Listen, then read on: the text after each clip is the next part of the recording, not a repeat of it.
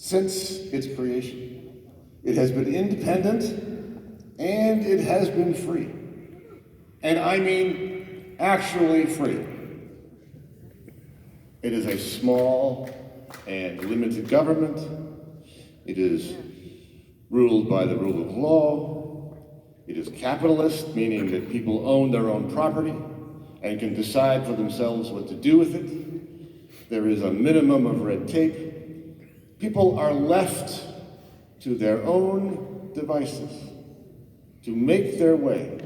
And because of this and more, this Alberta is wealthy beyond imagination. Now imagine in this other universe, the neighboring country comes along and invites Alberta to join it. Well, what's the deal? The question is, what kind of a country are you? Canada. What kind of a country are you? Well, here's the deal. We call ourselves capitalist too, but we're not really.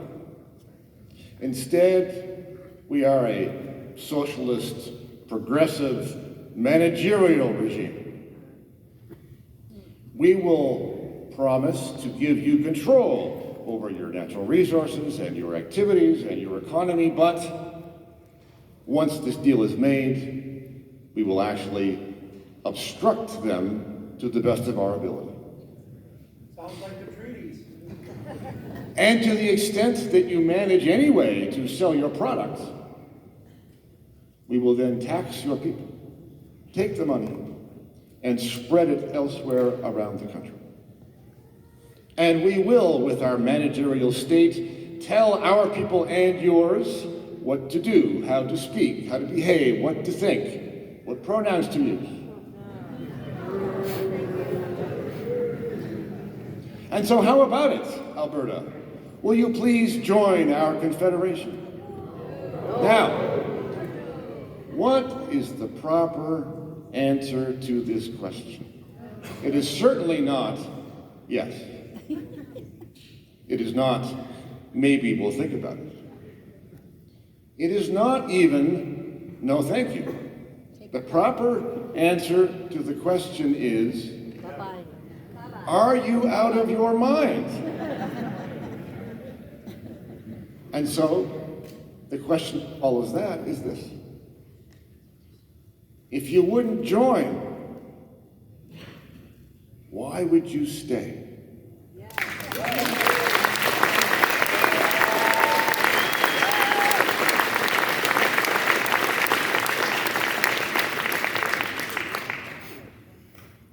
You have grievances. Alberta has long-standing grievances, and they are legitimate. Natural resources, equalization, pension plan, representation in the House of Commons, in the Senate, and so on. There's a list. Let me put this to you. Those are not the problems. Those are the symptoms of the problem. I'm sorry, but the problem is Canada. And you will not be able to fix that problem. Canada cannot reform itself in the way you want it to, because if it did, it wouldn't be the country that it now is. Okay? Canada is, in fact, has become a socialist, progressive dumpster fire. It does not fit.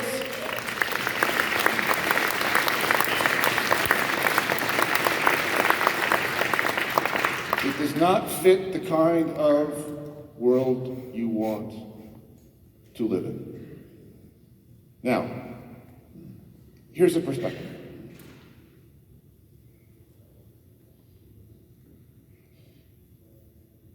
You have this moment, and I know that what you want to do is to fix the problems you have in the province, largely caused by interference from Ottawa. But this is a bigger moment than that. If you like, and I want to use these words carefully because I don't want to misunderstand what I mean, but this is a moment in which Alberta could be the new America. Now, hold on a minute. I don't mean necessarily that you will join the U.S. That's not what I mean. What I mean is that Alberta is now in a situation not unlike the one that America was in back when it was still under the thumb of the British King. They were dominated by a remote government which siphoned off wealth to service the projects of that faraway government.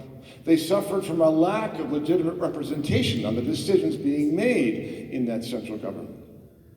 And what they decided to do at the time was not put up with it, and to design for themselves a better system of representation and governance that would provide for them a better degree of actual liberty than they were getting under the British Crown. Okay.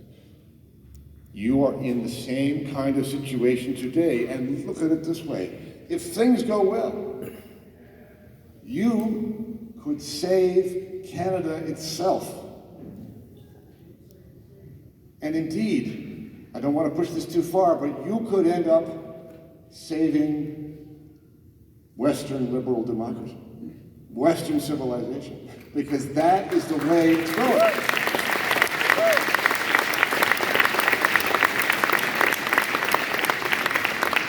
We need a jurisdiction. We need a jurisdiction with people who believe in those foundational principles of Western civilization, who recognize that things are not going well. And you have this moment that you might be able to come together and say, enough. We are not going to do it this way anymore. We are going to forge our own path, and in doing that, you will disrupt the country, this country, which is what it needs, and you will show a way forward to a better future, and others will come along behind you. So what we need in this country is your leadership for you to take advantage of the moment that you are in. A note, though, about negotiation. Because as Michael referred to, there is this Supreme Court of Canada decision from 1998 talking about Quebec separation. And it is just as Michael describes. If you have a referendum with a clear question and a clear majority votes for it, then negotiations begin. And what happens after that? Note this is one of the most important things about that decision. After that, what happens is political, not legal. After that, there are no legal rules. You are now into undiscovered country. So here's what not to want. As you embark upon this adventure, don't seek certainty. Understand that what you are engaging in is indeed a political revolution. And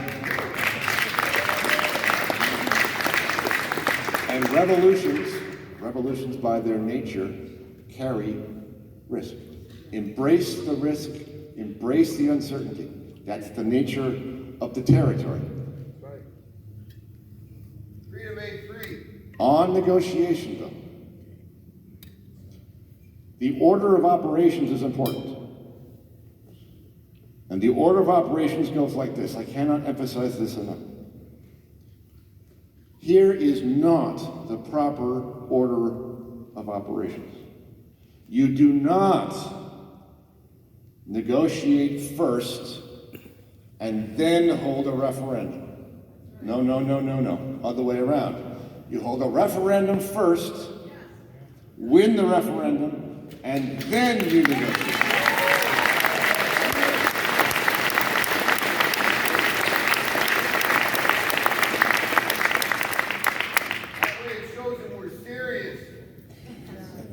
here's how you know if you are winning or losing a negotiation. Here's an analogy for you. I've used it before.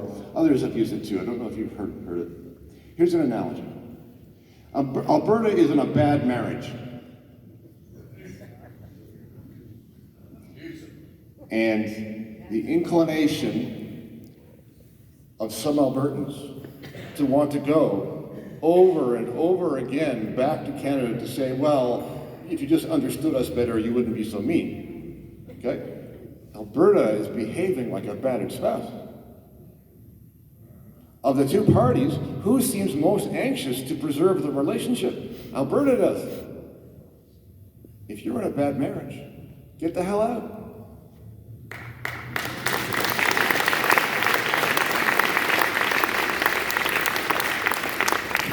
Here's how you know if you are winning or losing a negotiation. If you are going to the other party to plead with them to meet your demands, you are losing. If they come to you to say, oh, please don't go, how about this? Then you are winning. Okay? So until that starts to happen, ignore them. Hold your referendum and make plans to go. And then see what happens. You don't have to settle on the path after the referendum in order to make the referendum the first and most important thing that you do.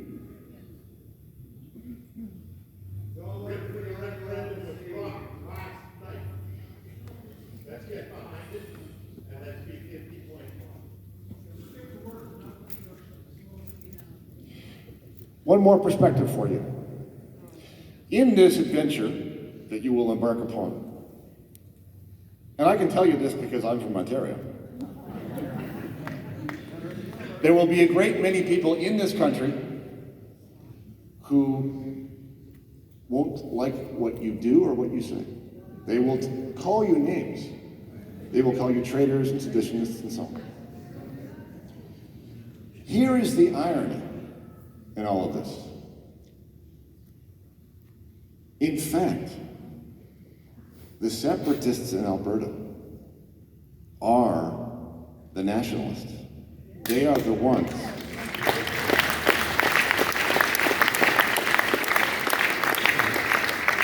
They are the ones who want Canada to be that country they have in their heads.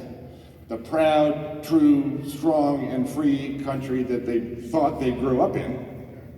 The country that now, unfortunately, appears to be only a figment of your imagination. That country does not actually exist. And until we accept that fact, we're likely to want to go back and find it somewhere.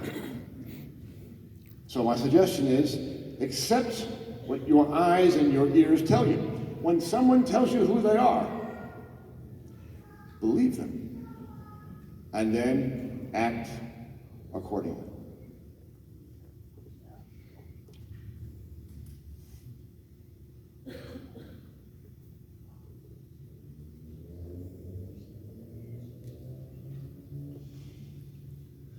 There is a tide in the affairs of men.